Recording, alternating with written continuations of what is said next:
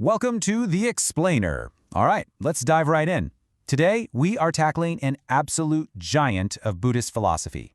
Seriously, this text is so vast and so profound, it's really considered an epic of wisdom. That quote you just saw, it really sets the stage perfectly. It comes from a work written way back in the 2nd century by the legendary philosopher Nāgārjuna. It's called the Dachi Dulun, which basically translates to the Great Treatise on the Perfection of Wisdom. And yeah, it is a massive, massive commentary on a core Buddhist teaching. Now, this thing isn't just a book. It's more like a guide to understanding the deepest nature of reality itself. And when I say massive, I mean it. We're talking originally 100,000 verses long. So you can see why it might seem a little intimidating, right?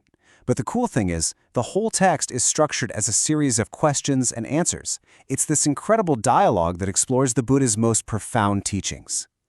And the entire 100-volume treatise, this whole epic journey, kicks off with one simple yet incredibly profound inquiry. Yeah, that's it. For what reason did the Buddha teach the perfection of wisdom? Why was this specific, super complex, and often paradoxical teaching even necessary? This is the central mystery that really drives the entire text. So you'd think a big question gets one big answer, right? Well, not exactly. Instead of giving a single, simple answer, Nāgārjuna shows us that the Buddha taught this ultimate wisdom for a ton of different reasons, and each one was perfectly tailored to the needs of his audience. And you can see that right here. This teaching wasn't some one-size-fits-all sermon. It was more like a multifaceted toolkit for enlightenment. For the really advanced practitioners on the path, the bodhisattvas, it was a direct guide. For people who had doubts, it was a way to reveal the Buddha's true, inconceivable nature. And for others, it was prescribed like Dharma medicine to cure a specific mental sickness like attachment or ignorance.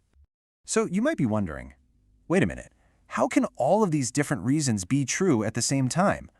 That is a great question, and Nāgārjuna introduces this absolutely brilliant framework to explain it all. He calls it the 4 siddhantas, which you can think of as 4 different layers of truth. This framework gives us 4 distinct ways of communicating reality, and each one is totally valid within its own context. Think of it like climbing a ladder, You start with the practical, everyday truth we all operate in, and you move up towards the ultimate, almost inexpressible nature of reality itself. And this slide is a perfect example of how that works. On the level of worldly truth, we talk about people. A person exists, they do things, they experience the results of their actions. Makes total sense in our day-to-day lives. But when you climb up to the level of ultimate truth, that whole idea of a solid, separate person just dissolves. What we call a person is seen as just a temporary label for a collection of constantly changing parts, what Buddhism calls the 5 impermanent aggregates. The wild part? Both of these statements are considered true. It just depends on which perspective you're looking from. Then you've got this third layer, therapeutic truth, which sees the teachings as practical remedies. The right teaching is basically the one that cures a specific mental sickness. A teaching to counter anger isn't going to work for a lust, and vice versa. So the crucial point here is that truth isn't always about some abstract fact. Sometimes it's about function. It's about what works to relieve suffering. Okay, so this whole idea of layered meaning might sound like a pretty abstract concept, but what's so incredible is that it's actually embedded in the text from the very first line.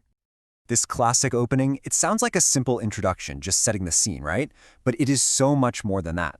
It's actually a kind of code, a formula that was established after the Buddha's death by his disciples to verify that his teachings were authentic. And here's where it gets really mind-blowing. Every single word in this iconic opening, "Thus I have heard," carries this deep philosophical weight. Each word is operating on multiple levels of truth at the exact same time. Let's start with thus. It's not just a simple connector. It's a declaration of faith. It's ananda, basically saying, this is exactly how it was, and I believe in it completely. The text says that this kind of faith is the very first step. It's like the hand that allows you to reach into the treasure mountain of the Buddhist teachings. So what about I? In a teaching that emphasizes no self, why would you start with the word I? Well, this is a perfect example of using that conventional, worldly language to communicate a higher truth.